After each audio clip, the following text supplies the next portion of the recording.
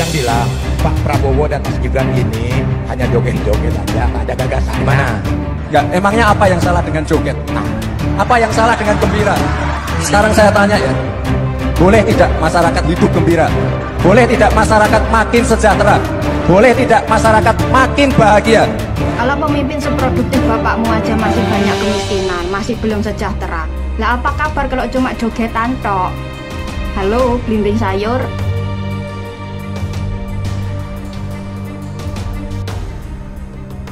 Nah, di sini memang sangat mengejutkan sekali ya, yaitu survei dari Litbang Kompas di sini bahkan menempatkan yaitu Pak Prabowo Subianto di peringkat teratas, yaitu yang memiliki elektabilitas paling tinggi daripada capres-capres yang lain. Nah, bayangkan pada waktu lalu ya, kurang lebih sekitar 4 bulan yang lalu lah, padahal dari lembaga survei yaitu bahkan Ganjar Pranowo ditempatkan di posisi teratas. Ya, bahkan juga mengungguli Pak Prabowo Subianto. Tetapi kali ini tiba-tiba serempak dan kompak lembaga survei yaitu menerbitkan hasil surveinya, yaitu menempatkan Pak Prabowo Subianto di posisi teratas dan disusul oleh Muhaimin Iskandar dan juga Anies Baswedan, disusul oleh Ganjar Pranowo dan Mahfud MD. Bayangkan, di situ Ganjar tiba-tiba di posisi di nomor 3 elektabilitas dari lembaga survei tersebut. Di sini sangat mengherankan sekali ya. Biasanya di posisi teratas, kalau tidak ya nomor 2 saat ini Ganjar dan Pak Mahfud MD di urutan yang ketiga. Ya, Anda pasti tahulah fenomena apa yang terjadi di sini. Sangat mengherankan memang, apalagi oleh masyarakat awam, oleh praktisi hukum, budayawan dan lain sebagainya, di mana perpolitikan saat ini menurut saya sangat-sangat di luar dugaan, tentunya mulai dari putusan MK. Ya, dimulai dari putusan MK tersebut banyak drama-drama yang terjadi, mulai pencopotan baliho, mulai pengrusakan baliho dari Ganjar Pranowo dan lain sebagainya. Tiba-tiba posisinya di nomor buncit, dan alasannya karena pendukung dari Ganjar rata-rata mengkritik Presiden Joko Widodo, mengkritik pemerintahan Presiden Joko Widodo dan Gibran. Menurut saya alasan ini tidak masuk akal. Saya sebagai pendukung Presiden Joko Widodo, saya sangat mengagumi Presiden Joko Widodo, apalagi yang sudah dibangun, yang sudah dilakukan, mulai program-program kebijakan-kebijakannya. Saya sangat menghargai. Tetapi gara-gara putusan MK, nah di situ memang ada kejanggalan-kejanggalan. Apalagi juga di situ adalah paman dari MK ya, yang setidaknya memutuskan gugatan usia minimum capres dan cawapres. Dan di situ pun juga sudah terbukti, yaitu dari MK pun juga menjatuhkan sanksi, yaitu melanggar kode etik berat dan akhirnya dicopot dari jabatan ketua MK.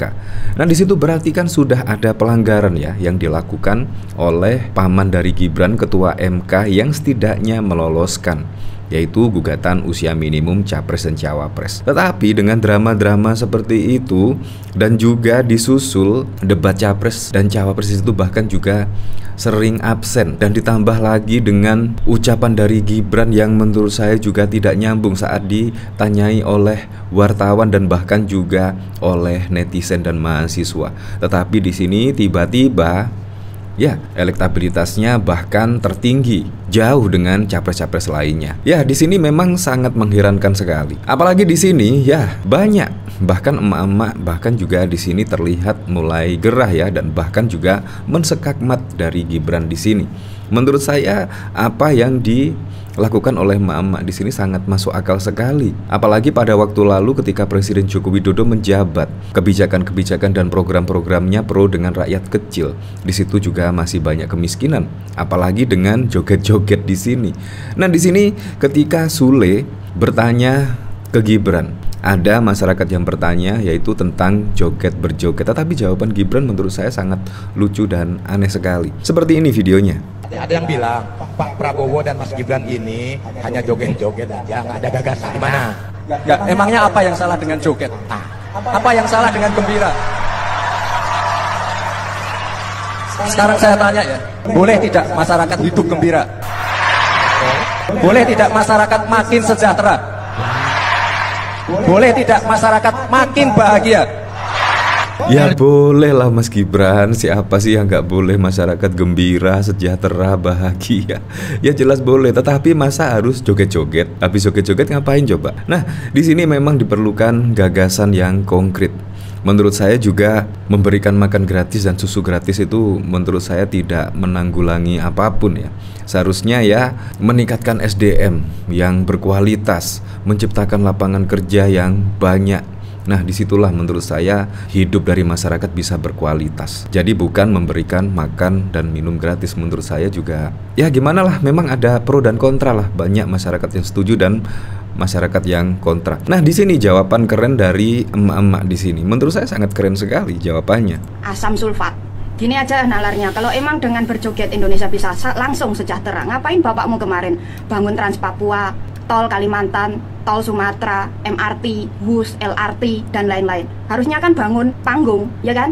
Kalau pemimpin seproduktif bapakmu aja masih banyak kemiskinan, masih belum sejahtera, lah apa kabar kalau cuma jogetan tok? Halo, belimbing sayur. Nah, bagaimana menurut Anda ya? Kira-kira sependapat dengan emak-emak di sini, ibu-ibu di sini? Ya, saya sih sependapat.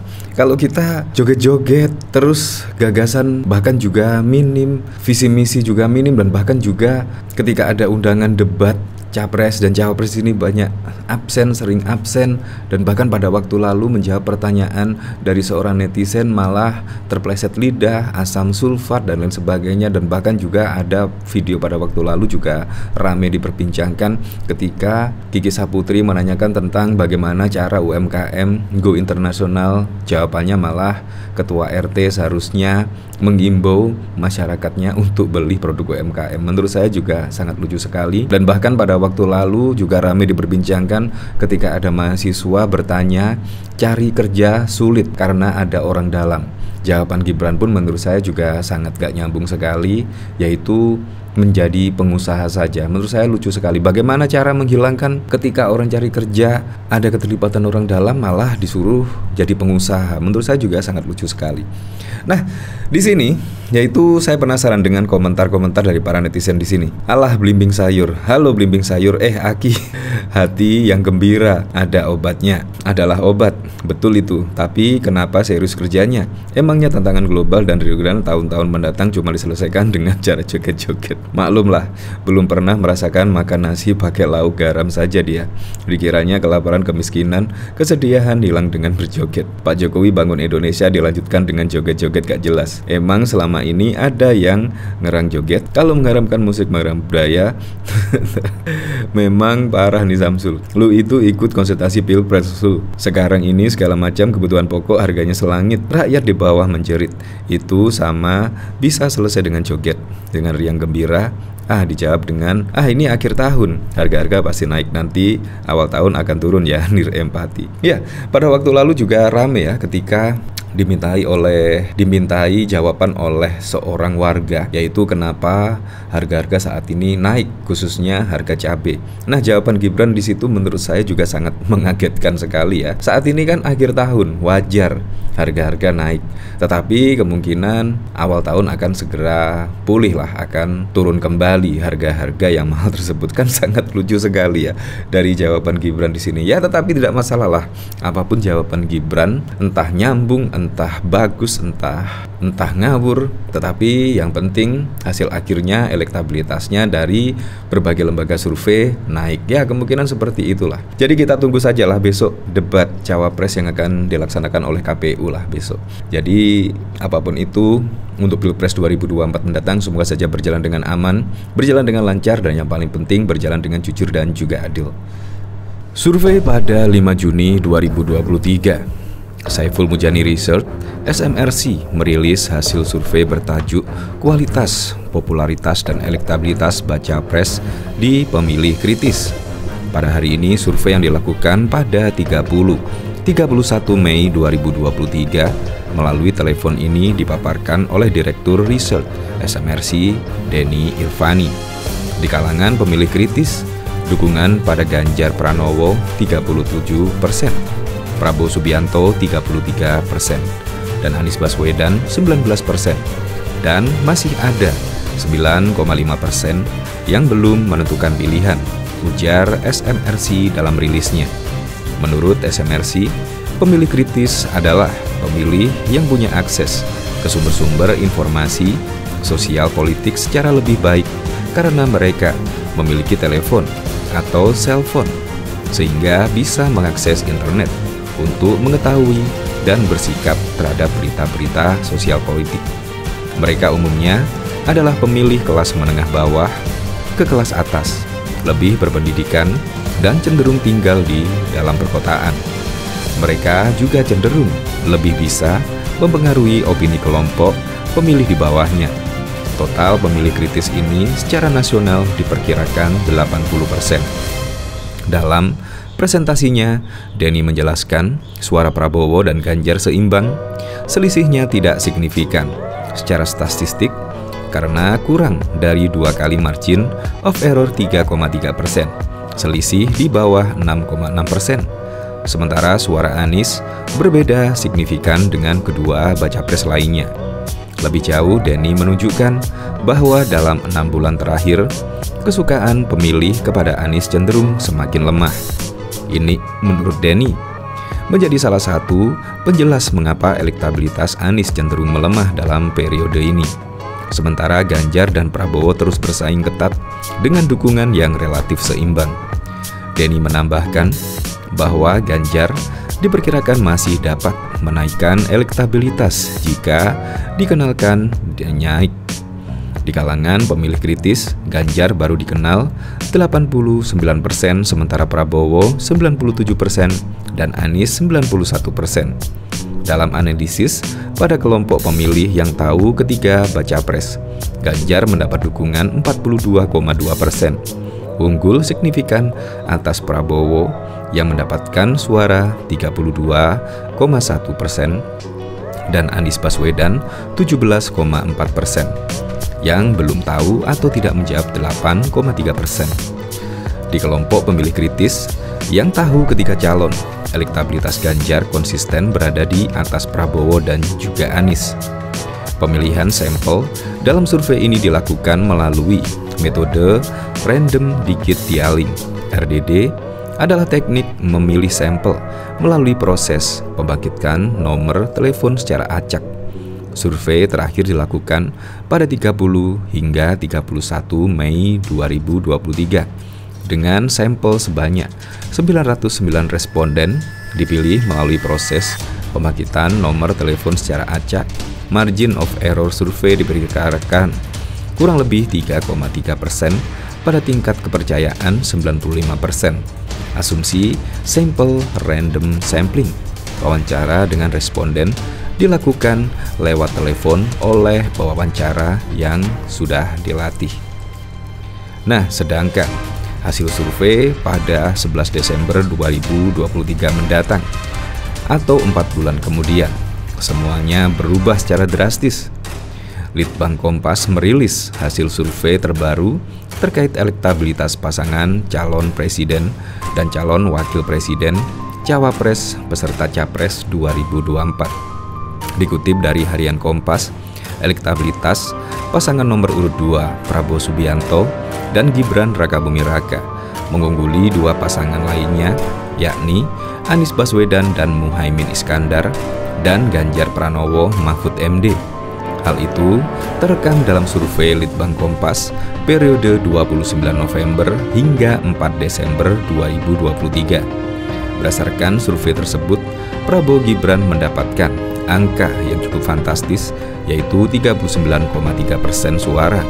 Pasangan nomor urut 1, Anies Muhaimin meraih 16,7% dan pasangan nomor urut 3, Ganjar dan juga Mahfud MD 16,3%. Sementara pemilih yang masih bimbang, yaitu mencapai angka 28,7%. Pasangan Prabowo Gibran unggul di hampir semua kategori.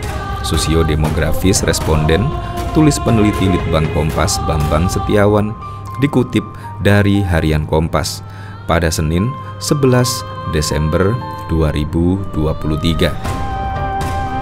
Ia mengungkapkan suara untuk pasangan dari Koalisi Indonesia Maju itu lebih tinggi daripada dua pasangan calon lawannya, baik di pedesaan maupun juga di perkotaan, serta dominan di kalangan perempuan dan juga laki-laki.